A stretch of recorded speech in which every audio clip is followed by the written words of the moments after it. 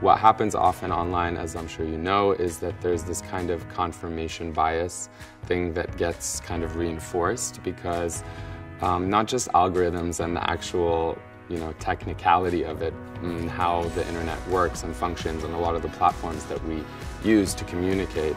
But beyond that, I think human behavior and the human condition, especially in these really kind of socio-politically polarized times, means that we search for things that confirm our biases or our perceptions without really interrogating, or being even aware that that's what we're doing. We need to dialogue not just with each other, of the people who potentially have the same viewpoints. We have to look out and reach other people to get their points of view. I think digital platforms are brilliant for that because anyone, anywhere can participate. I think the ethics of the digital world is really what's in question right now. Citizenship means belonging and community. So we're looking at that belonging, that sense of community in the digital sphere. And a lot of people discount that. They don't think it's important. But what people like the Dangerous Speech Project have found out is that whatever happens online happens offline. And we're seeing that. We're seeing that with the increase of hate speech, political signs that have Nazi symbols on them. We're seeing how that hate and that freedom online to say nasty things is transferring to violence and threats and things offline.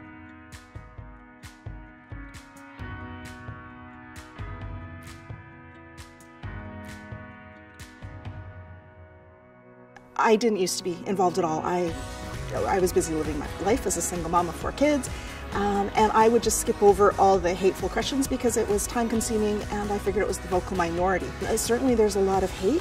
What I would love to see is for more positive voices, kinder voices, empathetic voices weighing in, sending a different message. And I'm hoping eventually if enough people speak up, we can create actual discourse online. I can contribute to things, I can push things that I believe in. I can make them know that, you're not alone.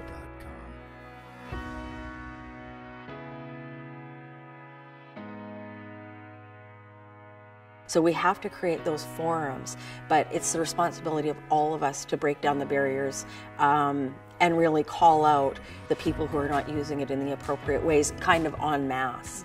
I would say to someone who's discouraged about taking part in discussions online, I don't blame you. It's become pretty unpleasant out there. And I think what we need to do now is reclaim that digital space for everybody and make it a better place for discussion and for people to come together and participate in the digital public square. And I think that despite living through very polarized times, it's for that reason that it's all the more important that people who might feel disillusioned by kind of how polarized things are and all that online hate and things that you referred to participate in the conversation rather than just disengage. It's okay to feel discouraged, but at the same time, if you are being discouraged from engaging online, you're being silenced, and that silence itself is a statement.